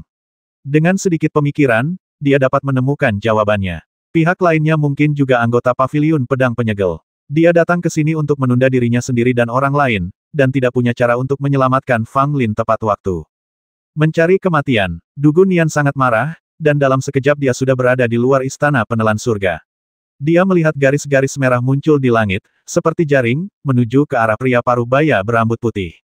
Pria parubaya berambut putih itu tidak melawan. Dia mengayunkan pedang kayu di tangannya, dan energi pedang yang kuat menyebar ke segala arah. Garis merah putus saat menyentuh energi pedang. Berdengung, suara harpa bergema, dan Du Gunian tidak menunjukkan belas kasihan, langsung menampilkan 3 gaya lira. Pria parubaya berambut putih itu mengerutkan kening, seolah-olah dia tahu betapa buruknya Du Gunian dalam seni memainkan sitar, jadi dia memilih untuk mundur. Lagi pula, dia datang ke sini bukan untuk bertempur dalam pertempuran yang menentukan dengan penguasa istana penelan surga, tetapi untuk menunda penguasa istana penelan surga dan para penguasa di istana, sehingga mereka tidak dapat memengaruhi urusan penguasa paviliun penyegel pedang. Selama Fang Lin dibawa ke paviliun Fengjian, misi pria parubaya berambut putih itu akan tercapai. Du Gunian tentu saja memahami hal ini. Orang ini hanya ada di sini untuk menunda waktu, tetapi dia memiliki basis kultivasi abadi. Jika dia bertekad untuk tidak melawannya dengan serius, Du Gunian tidak akan memiliki cara untuk menghadapinya, dan akan sangat sulit untuk menyingkirkannya secepat mungkin.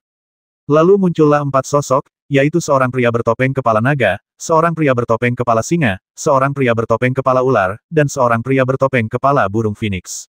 Keempat orang ini adalah 4 orang terkuat di istana penelan surga kecuali Du Gunian. Masing-masing dari mereka memiliki tingkat kultivasi setengah langkah menuju keabadian. Pada saat ini, mereka bersatu untuk membantu Du Gunian agar dapat menyingkirkan pria parubaya berambut putih itu sesegera mungkin. Adapun Fang Lin, dia dipimpin oleh 8 pendekar pedang hebat sampai ke arah barat. Adapun kemana mereka pergi, sudah jelas bahwa mereka pasti pergi ke paviliun penyegel pedang. Hei, karena kamu mengundangku untuk mengunjungi paviliun Fengjiang, kamu harus menjelaskan alasannya. Fang Lin berkata, tampak sangat tenang. Tak seorang pun dari ke-8 pendekar pedang itu berbicara, dan mereka semua pura-pura tidak mendengar. Huang Hanxing menggendong Su Yanbing dan berkata kepada Fang Lin sambil tersenyum, jangan khawatir. Aku memintamu pergi ke paviliun Fengjian hanya untuk memurnikan sejenis ramuan bersama. Selama tugas itu selesai, aku akan membiarkanmu pergi dengan aman dan tidak akan menyentuhmu sama sekali. Fang Lin menunjukkan rasa ingin tahu Anda adalah seorang alkemis 7 kuali, apakah ada ramuan yang tidak dapat Anda sempurnakan? Huang Hanxing tersenyum dan berkata, apakah kamu pernah mendengar tentang pil transendensi? Hati Fang Lin tiba-tiba terguncang, tetapi dia tetap tenang di permukaan. Dataran tinggi barat merupakan rumah bagi ratusan ribu gunung dan sungai. Di tempat misterius yang jauh dari 9 kerajaan ini, ada banyak misteri kuno yang ada di pegunungan dan sungai ini. Kalau kita bicara tentang zaman dahulu kala, maka 100.000 gunung dan sungai itu lebih tua dari 9 negara dan 7 lautan. Mereka telah ada sejak zaman kuno dan barbar. Bahkan terdapat pecahan tulang yang mencatat bahwa asal-usul semua makhluk hidup mungkin juga berasal dari 100.000 gunung dan sungai ini. Ada sebuah legenda yang sangat tua hingga tidak dapat dibuktikan kebenarannya, yang menyebutkan bahwa di ujung barat, di bagian terdalam dari ratusan ribu gunung dan sungai, terdapat sebuah gunung suci kuno, dan semua makhluk hidup antara langit dan bumi berasal dari gunung suci itu. Adapun apakah gunung suci ini benar-benar ada dan apakah legenda tentang asal-usul segala sesuatu itu benar atau salah, saya khawatir tidak ada seorang pun yang mengetahuinya dari zaman dahulu hingga sekarang. Bahkan nama gunung suci itu mungkin telah terlupakan di sungai waktu yang tak berujung. Guru bela diri Haoyi pernah membawa busur tulang naga ke 10.000 gunung dan sungai untuk mencari gunung suci kuno. Tidak seorang pun tahu apakah ia akhirnya menemukan gunung suci itu. Tidak lama setelah Master bela diri Haoyi kembali dari mencari gunung suci, malapetaka kuno terjadi, semua makhluk layu, dan semua makhluk hidup berada di ambang kematian. Namun, apakah itu ada hubungannya dengan gunung suci selalu menjadi misteri. Paviliun Fengjian tersembunyi di antara ratusan ribu gunung dan sungai, yang sangat rahasia. Tidak heran Paviliun Fengjian telah menghilang tanpa jejak selama bertahun-tahun. Titik titik titik. Fang Lin dibawa ke 10.000 gunung dan sungai oleh 8 pendekar pedang agung, tetapi dikurung di sebuah gua kuno, yang mencegah Fang Lin melihat langsung lokasi sebenarnya dari paviliun penyegel pedang. Fang Lin bukan satu-satunya orang di gua kuno itu. Su Yanbing dari Liga dan juga dikurung bersama Fang Lin. Saat berada di dalam gua purba, seseorang dapat mendengar raungan binatang buas dari jauh dari waktu ke waktu. Jelaslah ada banyak monster di dekat sini. Fang Lin berdiri di pintu masuk gua, tetapi tidak dapat keluar dari gua kuno itu. Ada tirai cahaya lembut di depannya yang menghalangi Fang Lin, yang dengan jelas menunjukkan keberadaan sebuah susunan sihir. Bisakah lingkaran sihir menjadi sangat ampuh? Fang Lin bergumam pada dirinya sendiri, mencoba melepaskan lingkaran sihir itu. Namun, setelah bekerja beberapa saat, Fang Lin akhirnya menyerah. Kecuali dia memanggil klon naga aslinya untuk menghancurkan lingkaran sihir itu dengan paksa, lingkaran sihir itu tidak akan bisa dipatahkan hanya dengan satu pukulan. Fang Lin tidak terburu-buru. Dia juga ingin melihat apa yang akan dilakukan Paviliun Fengjian dan bagaimana perkembangannya. Jika keadaan benar-benar di luar kendali, Fang Lin akan menggunakan kartu trufnya untuk melarikan diri. Su Yanbing belum bangun, dan Fang Lin tidak memperhatikannya. Dia memikirkan apa yang dikatakan Huang Hanxing di jalan. Pil transendensi. Fang Lin secara alami memahami arti keempat kata ini. Apa yang disebut transendensi tidak lain hanyalah mendobrak batasan antara hidup dan mati serta menjadi makhluk abadi yang tidak mengalami reinkarnasi. Inilah transendensi. Adapun ramuan transendensi, jika kita benar-benar harus membicarakannya, hanya pil reinkarnasi hidup dan mati yang disempurnakan oleh Fang Lin saat itu yang dapat disebut ramuan transendensi. Namun, Fang Lin hanya tinggal selangkah lagi dari kesuksesan, tetapi ia gagal memurnikan ramuan itu karena serangan seseorang. Sekarang, Paviliun Fengjian membawa dirinya dan Su Yanbing, ditambah Huang Hanxing, dan mungkin ada lebih banyak alkemis di Paviliun Fengjian. Mungkinkah mereka datang ke sini untuk memurnikan pil reinkarnasi hidup dan mati? Semakin Fang Lin memikirkannya, semakin ia merasa hal itu mungkin, tetapi ia juga merasa hal itu sangat tidak masuk akal. Bagaimana pil reinkarnasi hidup dan mati bisa begitu mudah disempurnakan? Bahkan Fang Lin, sang master alkimia, telah mengerahkan segenap upayanya namun gagal di saat-saat terakhir. Sekelompok alkemis kontemporer yang bahkan belum melangkah ke kuali ke-8 atau ke-9, bahkan jika mereka sangat berbakat, tidak dapat memurnikan pil hidup dan mati. Fang Lin bahkan meragukan apakah orang-orang di Paviliun Fengjian tahu apa itu pil reinkarnasi hidup dan mati. Resep pil ini hanya diketahui oleh Fang Lin dan Master Istana dan Sheng saat itu. Menurut pendapat Fang Lin, keinginan Paviliun Fengjian untuk memurnikan pil reinkarnasi hidup dan mati seperti sekelompok anak-anak yang berkumpul dan berteriak-teriak ingin memberontak. Itu konyol. Kalau saja orang-orang di Paviliun Fengjian tahu bahwa mereka telah menangkap seorang ahli alkimia hebat yang pernah memurnikan pil reinkarnasi hidup dan mati, mungkin akan lebih menarik lagi. Di mana tempat ini? Su Yanbing akhirnya terbangun, duduk di tanah dan melihat sekelilingnya dengan ekspresi bingung di wajahnya.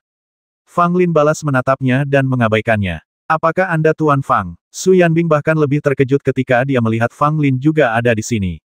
Ini adalah dataran tinggi barat, dan kita semua telah ditangkap oleh Paviliun Penyegel Pedang. Fang Lin berkata dengan ringan. Su Yanbing masih sedikit linglung saat mendengar ini. Ingatannya hanya tertuju pada kompetisi alkimia dengan Long Zixin.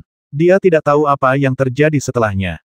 Karena kamu sudah bangun, silakan ikuti aku. Suatu sosok muncul di luar gua kuno, dengan suara dingin dan wajah yang lebih dingin lagi. Ini seorang wanita. Penampilannya tidak begitu cantik tetapi bentuk tubuhnya bagus. Jubah hitam yang dikenakannya tetap memperlihatkan bentuk tubuhnya, terutama dadanya yang luar biasa montok, membuat orang harus melihatnya lagi. Namun, Fang Lin tahu bahwa wanita ini adalah salah satu dari 8 pendekar pedang yang telah menculiknya, dan dia juga satu-satunya di antara 8 pendekar pedang yang telah berbicara. Wanita itu melambaikan tangannya, dan tirai cahaya di luar gua kuno menghilang. Fang Lin langsung melangkah keluar, sementara Su Yanbing lebih berhati-hati dan tidak keluar dari gua kuno dengan gegabah. Akan tetapi, wanita itu jelas tidak memiliki kesabaran sama sekali. Dia hanya meraih Su Yanbing dan memegangnya di tangannya. Wajah Su Yanbing memerah. Sungguh memalukan digendong oleh seorang wanita. Akan baik-baik saja jika tidak ada orang di sekitar, tetapi Fang Lin sedang menonton tepat di sebelahnya. Mari ikut saya. Wanita itu melirik Fang Lin dan berkata dengan dingin. Fang Lin tersenyum dan mengangguk, melemparkan pandangan simpatik pada Su Yanbing. Su Yanbing digendong, dan Fang Lin mengikuti di belakang wanita itu. Setelah berjalan sekitar setengah jam, mereka tiba di sebuah lembah yang dalam. Fang Lin melihat pemandangan yang sangat mengejutkan, sebuah tungku alkimia besar seukuran gunung berdiri di lembah yang dalam. Api yang berkobar membakar di bawah tungku perapian, dan apinya hampir membumbung tinggi ke langit. Seluruh lembah tampak luar biasa panas. Selain itu, ada banyak sosok yang duduk dan berdiri, dan sekilas tampak ada hampir 100 orang. Orang-orang ini, tanpa kecuali, semuanya adalah alkemis. Ada yang tua dan berambut abu-abu, ada yang setengah baya, dan ada pula yang berwajah muda. Huang Hanxing juga ada di sini, berdiri di tungku alkimia besar, mengawasi situasi di dalam tungku. Dia tampak sangat serius. Kedatangan Fang Lin dan Su Yanbing tidak membangkitkan minat apapun di antara para alkemis di sini. Perhatian mereka tertuju pada tungku alkimia besar. Fang Lin mendongak dan melihat berbagai cahaya samar-samar mengalir di tungku alkimia. Itu bukan cahaya dan sia, tetapi cahaya yang dilepaskan oleh berbagai harta alam. Jelas saja, pasti ada banyak benda langka dan berharga yang ditempatkan di dalam tungku alkimia besar ini. Huang Hanxing melompat turun dan datang di depan ketiga orang itu dengan ekspresi serius. Disinilah tempatmu akan tinggal selanjutnya. Yang lainnya sama sepertimu, para alkemis yang berkumpul di sini dari seluruh tempat, kata Huang Hanxing. Di lembah tak dikenal ini, tersembunyi di antara ratusan ribu gunung dan sungai, sebenarnya ada hampir 100 alkemis, dan yang peringkatnya paling rendah telah mencapai tingkat Master Alkimia. Yang berpangkat paling tinggi, selain Huang Hanxing, alkemis 7 Ding yang lebih tua, termasuk 2 pria tua berambut putih dan seorang wanita tua kurus. Adapun para Master Alkimia yang telah mencapai alam 6 Ding, jumlahnya lebih dari 20 orang. Jika dunia luar tahu tentang ini, tentu akan mengejutkan semua orang. Anda harus tahu bahwa saat ini hanya ada sedikit Grandmaster 6 Ding di 9 negara. Ada beberapa yang tergabung dalam aliansi alkimia, beberapa dalam keluarga alkimia, dan beberapa yang tidak tergabung dalam kedua kubu. Secara keseluruhan, diperkirakan hanya ada sekitar 20 orang. Namun di sini sebenarnya ada lebih dari 20 Master Alkimia 6 Ding. Jika semuanya dibebaskan, dunia alkimia di 9 negara pasti akan segera naik ke tingkat yang lebih tinggi. Kedatangan Fang Lin dan Su Yanbing tidak menimbulkan banyak keributan. Para alkemis yang awalnya ada di sini hampir mengabaikan mereka berdua, membuat Fang Lin dan Su Yanbing merasa agak canggung. Tentu saja mereka tidak punya niat untuk ikut serta. Kecuali Huang Hanxing yang sedikit memperhatikan mereka berdua, semua orang lainnya sibuk dengan urusan mereka masing-masing. Fang Lin memperhatikan bahwa banyak orang memiliki ekspresi wajah kusam, seolah-olah mereka telah mati rasa terhadap apa yang terjadi di sini. Kalian berdua baru saja tiba di sini, dan mungkin kalian belum bisa beradaptasi, tetapi aku ingin memberitahu kalian bahwa sekarang setelah kalian di sini, kalian tidak perlu khawatir tentang hal-hal lain. Lakukan saja apa yang seharusnya kalian lakukan. Setelah ramuan di tungku selesai dibuat, kalian akan bebas lagi, kata Huang Hanxing. Su Yanbing tampak tidak senang bagaimana jika saya tidak ingin tinggal di sini. Huang Hanxing tersenyum tipis dan melambai ke arah wanita tua bungkuk yang tidak jauh dari situ. Yang terakhir berjalan tanpa ekspresi dan melemparkan botol giok ke Huang Hanxing.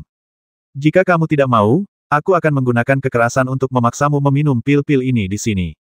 Huang Hanxing berkata sambil menuangkan 2 pil hitam dan bau dari botol giok.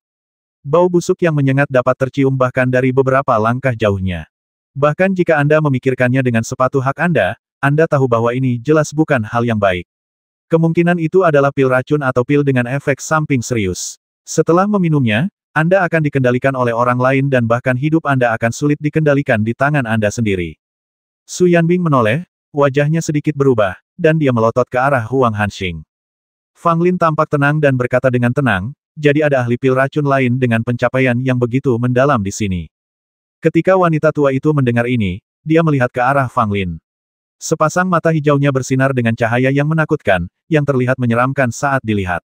Fang Lin menatap matanya tanpa rasa takut, dan bahkan tidak berusaha menyembunyikan rasa jijiknya terhadap wanita tua itu. Anak muda, beritahukanlah namamu kepadaku agar aku dapat mengetahuinya. Kata wanita tua itu, suaranya sangat jelas, agak tidak sesuai dengan penampilannya yang sedikit menakutkan. Melihat penampilanmu sebagai orang gunung, apa gunanya aku memberitahumu? Kau sudah berada di sini selama bertahun-tahun. Bagaimana kau bisa tahu apa yang terjadi di dunia luar? Fang Lin berkata dengan nada meremehkan. Wanita tua itu mencibir, tampaknya menganggap Fang Lin sangat menarik, tetapi dia tidak marah. Huang Hanxing menatap Fang Lin dengan kagum, kamu sangat berani. Bahkan aku tidak berani memprovokasi wanita tua beracun ini. Ketika Fang Lin mendengar ini, dia memandang Huang Hanxing dengan jijik sebagai seorang alkemis. Kamu telah mencapai level ini, tetapi kamu masih takut pada ahli pil racun tingkat rendah. Itu benar-benar aib bagi seorang alkemis. Ekspresi Huang Hanxing membeku, dan kemarahan tampak jelas di wajahnya, tetapi dia berhasil mengendalikan diri dan tidak menunjukkannya. Fang Lin mendengus, menatap tungku alkimia besar itu, dan bertanya dengan santai ramuan macam apa yang sedang disempurnakan di tungku alkimia itu. Kita sudah ada di sini, apakah kita masih perlu menyembunyikannya?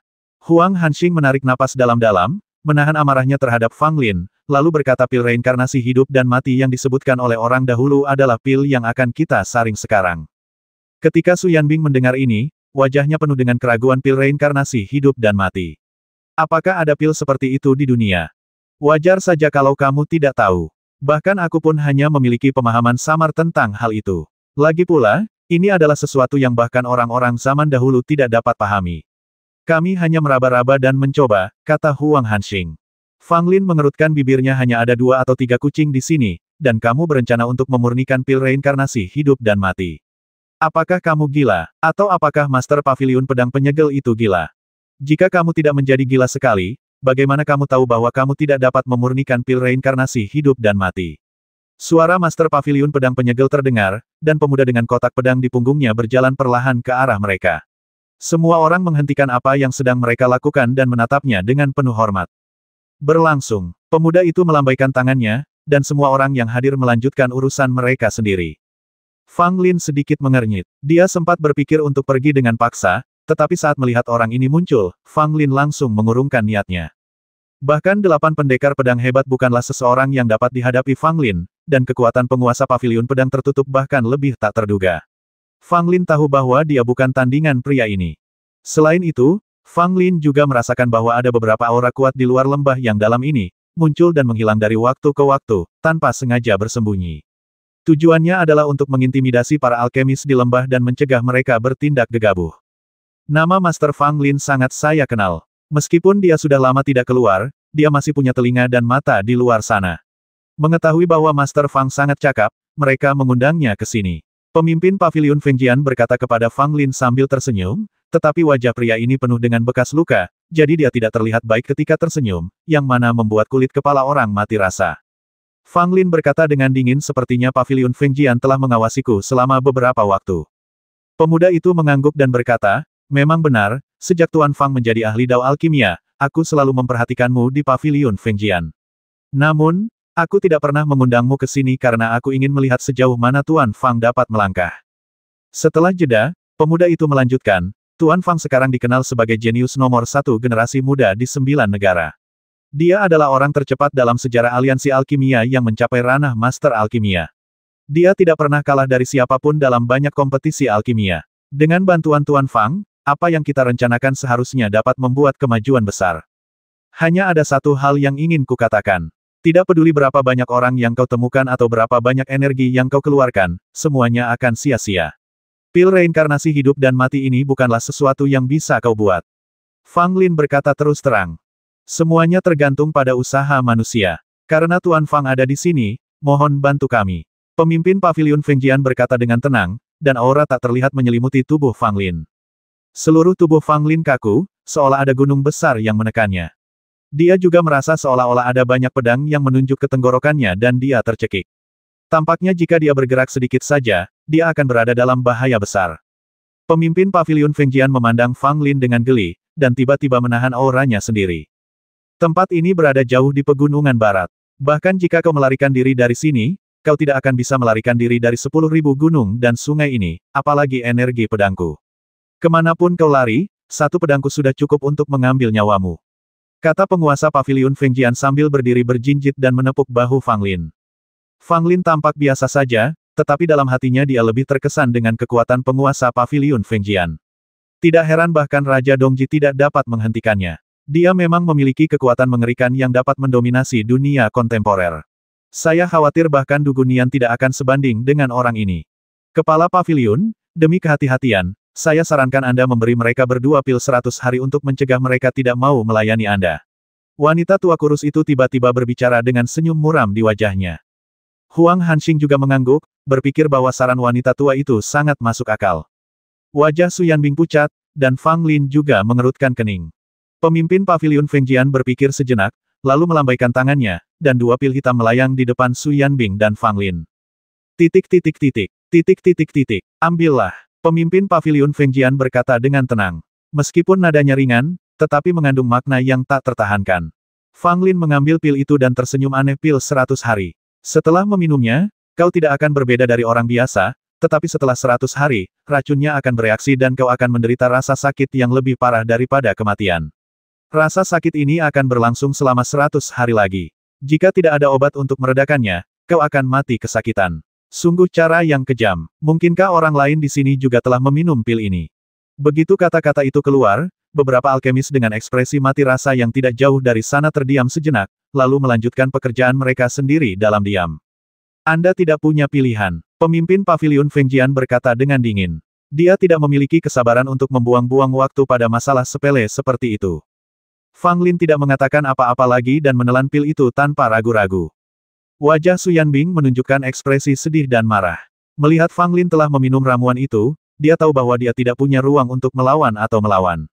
Jika dia bersikeras tidak menurut, kemungkinan besar dia akan dibasmi saat itu juga. Bagaimana mungkin aku, Su Yanbing, mati di tempat seperti ini? Aku harus bertahan hidup, apapun yang terjadi. Su Yanbing menggertakkan giginya, menghela napas lega, dan menelan pil 100 hari.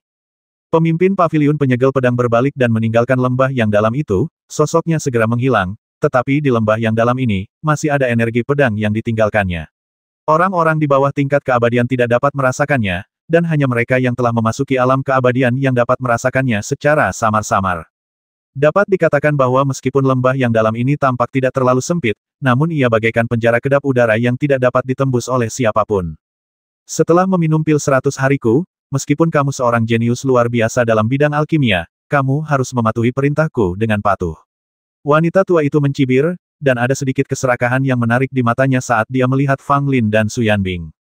Huang Hanxing menyipitkan matanya dan berkata kepada mereka berdua, kalian berdua harus memiliki kekuatan masing-masing. Su Yanbing harus belajar mengendalikan api, dan Fang Lin harus mengamati semua perubahan di tungku dan mencatatnya dengan jelas, tanpa melewatkan satu detail pun. Su Yanbing, dalam keadaan linglung, pergi ke tungku alkimia bersama para alkemis lainnya, di mana ada nyala api yang menyala-nyala. Fang Lin melompat dan berdiri di atas tungku besar. Dia dan alkemis lainnya bertanggung jawab untuk mengamati perubahan dalam tungku. Ketika Fang Lin mencapai tungku alkimia dan melihat ke dalamnya, ekspresinya menjadi semakin aneh. Meskipun ramuan obat ini sangat berharga, namun tidak cukup untuk memurnikan pil reinkarnasi hidup dan mati. Jangankan pil reinkarnasi hidup dan mati, bahkan pil kelas 9 pun tidak dapat dimurnikan. Fang Lin berkata dalam hati, sambil memegang selembar batu giok di tangannya, mencatat apa yang dilihatnya satu persatu. Ada lebih dari selusin alkemis yang melakukan hal yang sama seperti Fang Lin, tetapi mereka tidak saling mengganggu. Semua orang diam-diam mencatat apa saja yang mereka lihat dan menyerahkannya setiap 10 hari agar Huang Hanxing dapat membandingkannya. Saya pikir orang-orang di Istana Tuntian seharusnya tahu berita bahwa saya diculik ke Paviliun Fengjian. Namun, pemimpin Paviliun Fengjian pasti sudah menemukan cara untuk menghadapi Dugu Nian dan yang lainnya. Sekarang saya di sini, akan sangat sulit bagi Dugu Nian untuk menemukan saya. Sepertinya saya harus menemukan cara untuk meninggalkan tempat ini sendirian. Fang Lin diam-diam mengamati segala sesuatu di sekitarnya, berpikir dalam hatinya bagaimana cara melarikan diri. Adapun pil 100 hari di tubuhnya, itu bukan masalah besar. Dengan kemampuan Fang Lin, terlalu mudah untuk menyempurnakan penawar pil 100 hari. Jika seorang master alkimia yang terhormat terbasmi oleh pil beracun, itu akan sangat menggelikan. Lagi pula, ada satu hal yang sangat dipedulikan Fang Lin. Di antara ratusan ribu gunung dan sungai tersebut, ada satu gunung suci yang hanya ada dalam mitologi kuno. Mo Shou Hei, sang jagoan bela diri yang dulunya mampu memetik bintang dan merenggut bulan dengan kekuatan jarinya, suatu kali pergi sendirian ke ujung barat untuk mencari misteri kuno sebelum ia memiliki kekuatan yang begitu luar biasa. Dia keluar dengan luka serius, tetapi dia juga mampu bertahan dan berdiri lagi. Ayah Fang Lin, Fang Qingye, pernah bertemu rusa ilahi 9 warna di sini dan melihat gunung ilahi kuno di bawah bimbingannya. Hanya Fang Lin dan Bai Qingsui yang tahu tentang ini. Tetapi Fang Qingye hanya melihat gunung suci dan tidak dapat mendakinya. Mungkin karena Fang Qingye saat itu tidak memiliki kualifikasi dan kekuatan untuk mendaki gunung suci.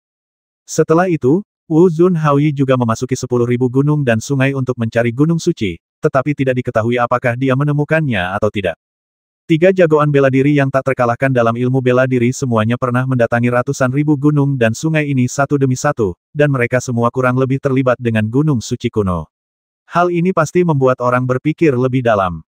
Dalam kehidupan sebelumnya, Fang Lin juga penuh ambisi dan ingin mencari gunung suci itu untuk melihat dengan mata kepalanya sendiri apakah benar-benar seperti yang dikisahkan dalam mitos kuno, menjulang tinggi ke angkasa, dan megah tak terkira. Namun, Fang Qingye menghentikannya dan memperingatkan Fang Lin untuk tidak pernah mencari apa yang disebut gunung suci. Dan sekarang, Fang Lin berada di antara ratusan ribu gunung dan sungai, jadi wajar saja jika dia tak bisa berhenti memikirkan kejadian di masa lalu. Fang Lin mengerutkan kening, menatap ke kejauhan di sebelah barat, di mana dia tidak tahu di mana ujungnya. Dia selalu memiliki perasaan yang tidak dapat dijelaskan di dalam hatinya bahwa ada orang-orang yang sangat penting dan hal-hal yang sangat penting menunggunya di tempat yang jauh itu. Fang Lin tidak dapat melihat bahwa di suatu tempat yang tidak dapat diinjakan oleh makhluk hidup, ada pula seseorang yang memandang Fang Lin dari jauh, dengan tatapan tenang dan penuh harap. Dia memegang payung, dan di bawah kakinya ada gunung suci. Anda tidak berada di sini pada waktu yang tepat sekarang. Kompetisi alkimia antara aliansi alkimia dan keluarga alkimia berakhir tergesa-gesa karena kedatangan paviliun Fengjian yang tiba-tiba. Kompetisi yang seharusnya berlangsung beberapa hari itu diakhiri dengan tergesa-gesa. Tidak seorang pun menduga hal ini akan terjadi. Su Yanbing dan Fang Lin dibawa pergi langsung oleh orang-orang dari Fengjiange. Setelah kejadian itu, kedua belah pihak berdiskusi dan memutuskan untuk tidak meneruskan kompetisi antar alkemis generasi muda, tetapi langsung memulai kompetisi antar alkemis generasi tua. Tentu saja, dalam persaingan antar generasi muda, karena aliansi alkimia telah memenangkan 2 pertandingan, keluarga alkimia juga secara diam-diam mengakui bahwa aliansi alkimia telah memenangkan persaingan di antara generasi muda. Orang yang paling tertekan tidak diragukan lagi adalah Long Zixin. Lawannya menghilang saat kompetisi baru berjalan setengah jalan. Kesepakatan macam apa ini? Dalam kompetisi berikutnya di antara generasi alkemis tua, hasilnya masih di luar dugaan. Aliansi alkimia memenangkan 3 pertempuran dan akhirnya mengalahkan keluarga alkimia. Alhasil, kompetisi alkimia yang menggemparkan 9 negara ini, meski penuh liku-liku, pada akhirnya berakhir dengan kemenangan aliansi alkimia. Banyak orang tidak menduga hasil seperti itu. Keluarga-keluarga alkimia tentu saja sangat marah, dan karena kekalahan beruntun dalam kompetisi ini, keretakan di antara beberapa keluarga teratas menjadi semakin intens. Secara khusus, keluarga Long adalah pemimpin banyak keluarga. Karena kekalahan dalam kompetisi alkimia, beberapa keluarga secara terbuka atau diam-diam mengarahkan ujung tombak mereka ke keluarga Long. Para petinggi dari berbagai kekuatan juga melihat banyak hal dengan jelas melalui kompetisi alkimia ini. Aliansi alkimia yang tampak mengalami kemunduran, sebenarnya terlahir kembali setelah dihancurkan, dan ada tanda-tanda bahwa aliansi ini akan meraih kejayaan lebih besar lagi. Akan tetapi, keluarga alkimia yang tampaknya kuat itu sebenarnya memiliki beberapa arti sebagai sekadar hiasan. Seperti yang diduga Fang Lin, Raja Dongji mengambil langkah yang berisiko, tetapi ternyata berhasil, dan Liga dan akhirnya mulai maju. Tentu saja, Raja Dongji tidak akan pernah menyangka bahwa kompetisi alkimia ini akan sangat bergelombang dan banyak hal tak terduga akan terjadi. Namun pada akhirnya, hasilnya baik untuk Danlik. Dengan kata lain, hasil ini juga baik untuk dunia alkimia di 9 kerajaan dan untuk semua alkemis di dunia. Paviliun Tiankui, tempat tetua Tiankui masih tinggal setelah pensiun, dan dia jarang keluar. Dia jarang bertemu orang dari Liga Alkimia. Bahkan ketika ada acara besar seperti kontes antara Liga Alkimia dan keluarga Alkimia, Penatua Tiankui tidak meninggalkan Paviliun Tiankui untuk menonton pertempuran tersebut. Di atas Paviliun Tiankui, Ye Mengxian, mengenakan gaun putih, menatap ke kejauhan dengan bosan, tenggelam dalam pikiran, tidak tahu apa yang sedang dipikirkannya. Tiankui tua sedang duduk tidak jauh sambil memegang seekor kelinci putih, ekspresinya tenang. Saya tidak tahu bagaimana keadaan Fang Lin sekarang. Dia dibawa pergi oleh orang-orang dari Paviliun Fengjian. Saya khawatir dia dalam bahaya besar. Ye Mengxian bergumam dan kembali menatap kakeknya. Tiankui Sulao berkata orang-orang dari Paviliun Fengjian menangkap Su Yanbing dan Fang Lin. Mereka pasti merasa mereka berharga. Jika memang begitu, tidak akan terjadi apa-apa untuk sementara waktu. Ye Mengxian mengangguk dan merasa bahwa apa yang dikatakan Tiankui Sulao masuk akal. Kakek, apakah Raja Dongji ingin kamu keluar lagi? Ye Mengxian tiba-tiba bertanya. Mendengar ini, Tiankui Sulao memasang ekspresi rumit di wajahnya. Raja Langit memang mencariku, tapi aku belum memberinya jawaban. Ye Mengxian mengerutkan kening saat mendengar ini karena kakek sudah mengundurkan diri dari Liga dan tidak akan lagi ikut campur dalam urusan Liga dan, maka urusan Liga dan seharusnya tidak mengganggu kakek. Tiankui Sulao tersenyum dan berkata meskipun aku telah pensiun, aku telah mencurahkan sebagian besar usahaku di Liga Alkimia. Bahkan jika aku pensiun, Liga Alkimia masih berhubungan erat denganku. Tidak ada cara untuk melepaskannya sepenuhnya. Ye Mengxian tetap diam, tidak mampu menyangkal apa yang dikatakan Tian Kui Sulao. Faktanya, Ye Mengxian juga mengerti bahwa sebagai salah satu dari 8 tetua di masa lalu, kakeknya tidak bisa benar-benar melepaskan Li Gadan. Bahkan jika dia pensiun, dia mungkin masih akan memikirkan Danlik sepanjang waktu di dalam hatinya. Faktanya, Ye Mengxian sendiri juga sama. Bagaimanapun, ia tumbuh di Danlik. Meskipun dia membenci Danlik di masa lalu, dia masih belum bisa melupakannya. Danlik tidak lagi sama seperti sebelumnya. Kekotoran telah disingkirkan dan kehidupan baru telah dimulai. Mungkin sudah saatnya bagi orang tua seperti saya untuk berkontribusi pada Danlik lagi. Tetua Tian Kui berkata dengan emosi yang dalam. Hanya karena Liga Alkimia mengalahkan keluarga Alkimia dalam kompetisi ini, kakek percaya bahwa Liga Alkimia dapat dilahirkan kembali. Ye Mengxian sedikit skeptis. Bagaimanapun, Liga Alkimia memang terluka parah. Hanya Raja Dongji dari 4 Raja Surgawi yang masih mendukung Liga Alkimia, dan hanya 3 atau 4 dari 8 tetua yang tersisa. Adapun jumlah pemimpin Liga Alkimia dan Alkemis, tidak ada bandingannya dengan sebelumnya. Penatua Tian Kui meletakkan kelinci putih lembut di tangannya dan membiarkannya bermain bebas di tanah. Lalu dia berdiri dan berjalan di depan Ye Mengxian. Dunia alkimia membutuhkan aliansi alkimia saat ini untuk memberi kesempatan kepada para alkemis di seluruh dunia untuk berprestasi. Aliansi alkimia di masa lalu tidak berjalan dengan baik, karena aliansi alkimia itu sendiri tidak murni. Aliansi alkimia saat ini mungkin tampak lebih rendah dari masa lalu, tetapi jauh lebih bersih, kata Penatua Tian Kui. Ye Mengxian memandang Penatua Tian Kui. Di wajah kakeknya, dia melihat rasa lega dan harapan yang sudah lama tidak dilihatnya. Bagaimana dengan keluarga alkemis? Mereka adalah saingan terbesar aliansi alkemis sekarang, dan kekuatan mereka bahkan lebih kuat daripada aliansi alkemis saat ini. Ye Mengxian bertanya. Tetua Tian Kui mencibir, keluarga alkemis. Apa yang bisa dicapai oleh orang-orang yang hanya peduli dengan kepentingan keluarga mereka sendiri? Bahkan jika Long Xingtian memiliki 3 kepala dan 6 lengan, dia tidak akan mampu menghancurkan penyakit yang ditinggalkan oleh warisan keluarga. Jika dunia alkimia benar-benar memungkinkan keluarga alkimia menjadi kuat, maka para alkemis di dunia tidak akan memiliki jalan keluar yang nyata. Kakek, maksudmu adalah keluarga alkimia tidak bisa tetap kuat terlalu lama. Ye Mengxian mengerti apa yang dimaksud tetua Tian Kui, dan ada sedikit keterkejutan di wajahnya. Tian Kui Sulao bersenandung, dan senyumnya semakin lebar. Hal-hal seperti keluarga dan dao yang seharusnya tidak ada, di bawah tren umum, tidak dapat melawan arus, dan pada akhirnya akan tenggelam oleh orang-orang di dunia. Fang Lin berdiri di tepi tungku alkimia besar dengan ekspresi aneh di wajahnya dan perasaan yang lebih aneh lagi di dalam hatinya. Dia menemukan satu hal tungku alkimia di bawah kakinya, sebesar gunung, dipenuhi dengan energi kuali yang sangat kuat. Ketika Fang Lin diam-diam berlatih seni surgawi 9 kuali, dia mampu menyerap energi kuali besar yang terkandung dalam tungku alkimia besar ini secara diam-diam. Mungkinkah ini kesempatanku? Jika aku dapat menyerap dingki yang cukup, mungkin aku dapat menembus ke tingkat tengah keabadian yang lebih rendah, atau bahkan mencapai tingkat lanjut, dan menyentuh ambang keabadian yang lebih tinggi. Fang Lin berkata dalam hati, berpura-pura mengamati situasi di tungku alkimia sambil diam-diam berlatih 9 Dingtong Tian Jue untuk mencuri dingki yang terkandung dalam tungku alkimia besar ini. Du Gunian datang sendirian melintasi 10.000 gunung dan sungai, mencari jejak Fang Lin. Hari itu, Fang Lin diculik oleh 8 pendekar pedang. Du Gunian ingin mencegat dan menyelamatkan Fang Lin, tetapi dihalangi oleh seorang pria parubaya berambut putih yang memegang pedang kayu. Pria parubaya berambut putih itu juga memiliki tingkat kultivasi alam abadi. Ini adalah prajurit manusia ketiga dengan kultivasi abadi yang dilihat Du Gunian setelah wanita berpakaian hitam dan Raja Dongji. Pria parubaya berambut putih itu tidak terlibat dalam konfrontasi langsung dengan Du Gunian.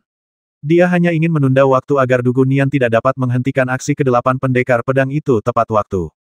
Meskipun Du Gunian cemas, dia tidak punya pilihan lain. Pria parubaya berambut putih itu sangat kuat, dan mereka berdua memiliki kultivasi abadi, jadi tidak mungkin dia bisa dihadapi dengan mudah. Setelah bertarung lebih dari 10 ronde, Du Gunian masih belum mendapatkan keuntungan apapun, dan lawannya tampaknya tidak punya niat untuk melanjutkan pertarungan dan segera mundur dan pergi. Namun justru karena penundaan itu, Fang Lin dibawa langsung ke 10.000 gunung dan sungai oleh 8 pendekar pedang agung, menyebabkan Du Gunian kehilangan kesempatan untuk mencegatnya. Sekalipun di dataran tinggi barat benar-benar ada 100.000 gunung dan sungai, aku akan masuk dan mencoba peruntunganku. Du Gunian terjun ke ratusan ribu gunung dan sungai tanpa rasa takut. Namun, dengan tingkat kultivasi Du Gunian, meskipun ada ratusan ribu gunung dan sungai di sini, itu tidak terlalu berbahaya baginya, kecuali jika itu adalah beberapa tempat khusus. Titik titik titik. Titik titik titik. Hanya saja 100.000 gunung dan sungai ini begitu luas sehingga 9 kerajaan tidak ada apa-apanya dibandingkan dengan tempat ini. Tidak ada perbandingan sama sekali. Terlebih lagi, topografi di sini sangat rumit dan aneh. Mencoba menemukan seseorang di tempat seperti itu dapat diibaratkan seperti mencari jarum dalam tumpukan jerami. Untungnya, Fang Lin diculik oleh orang-orang dari Paviliun Fengjian, jadi selama kita menemukan di mana Paviliun Fengjian berada, kita seharusnya dapat menemukan Fang Lin. Saya katakan, Nona muda, Anda bisa melakukan hal semacam ini sendiri, mengapa Anda harus membawa saya? Saya tidak mengenal tempat ini. Dugu Nian memegang ginseng mayat berusia 1000 tahun di tangannya. Yang terakhir terus berceloteh sepanjang jalan, dan jelas terlihat bahwa dia sangat enggan untuk dibawa keluar oleh Dugu Nian. Aku akan membawamu bersamaku karena kau akan berguna bagiku. Dugu Nian menanggapi, membuka mata ketiganya, dan memfokuskan lebih banyak energinya ke pegunungan di bawah. Millennium Quartz Ginseng mendengus, anak itu benar-benar tidak berguna. Dia benar-benar dibawa pergi oleh seseorang. Dia benar-benar tidak berguna. Dia semakin tua dan semakin buruk. Dugu Nian menatapnya dengan tidak sabar, dan ginseng mayat milenium akhirnya menutup mulutnya karena kecewa, tetapi setelah beberapa saat ia mulai mengomel lagi. Fang Lin telah tinggal di lembah yang dalam selama 7 hari dan telah memahami lingkungan di sini. Selama 7 hari ini, Fang Lin tidak berdiam diri sama sekali dan telah menyerap banyak dingki. Namun, tungku alkimia besar di bawah kakinya tidak terpengaruh sama sekali. Energi kuali yang diserap Fang Lin hanya setetes air dalam ember dan tidak akan menarik perhatian siapapun sama sekali.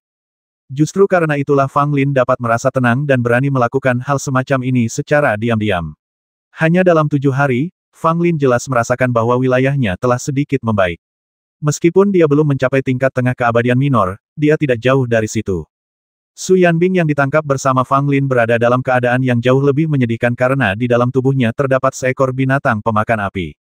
Selain itu, Su Yanbing pandai mengendalikan api, jadi dia menggunakan kekuatan binatang pemakan api siang dan malam dan hampir tidak punya waktu untuk beristirahat. Bahkan alkemis yang paling terampil pun tidak dapat menanggung hal ini. Hanya setelah beberapa hari, wajah Su Yanbing berubah pucat dan ia tampak seperti menderita penyakit serius.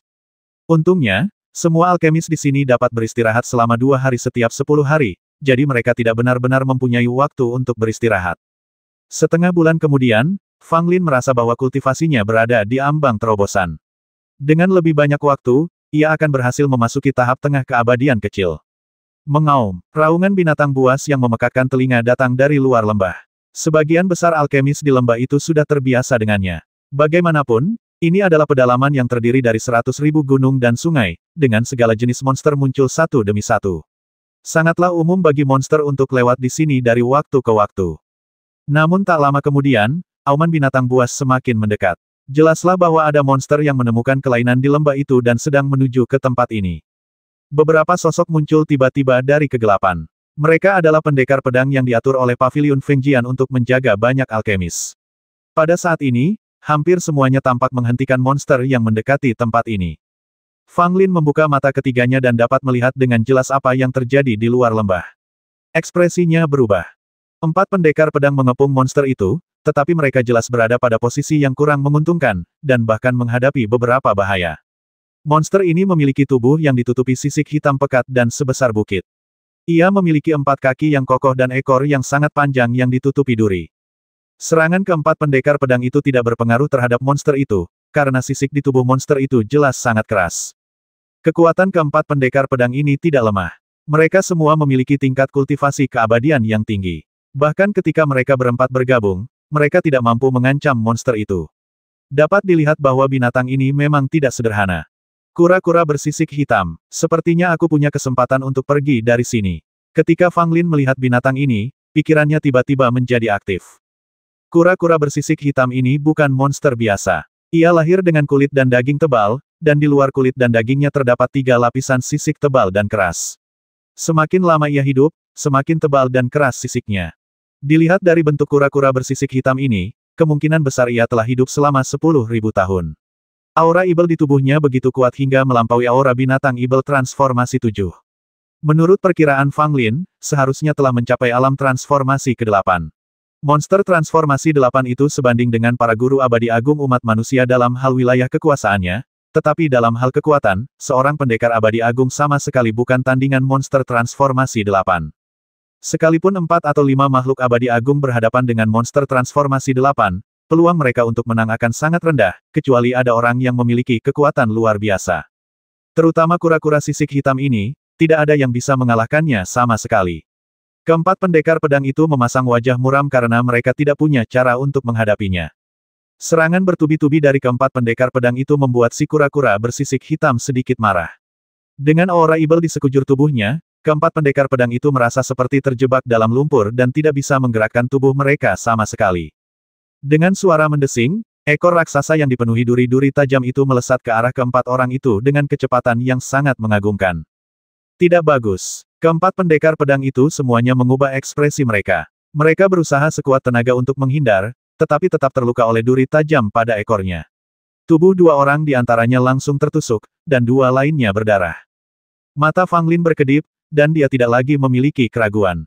9 kuali Tongtian Jue di tubuhnya mulai beroperasi dengan panik, berusaha sekuat tenaga menyerap energi kuali di tungku alkimia di bawah kakinya dalam waktu sesingkat mungkin.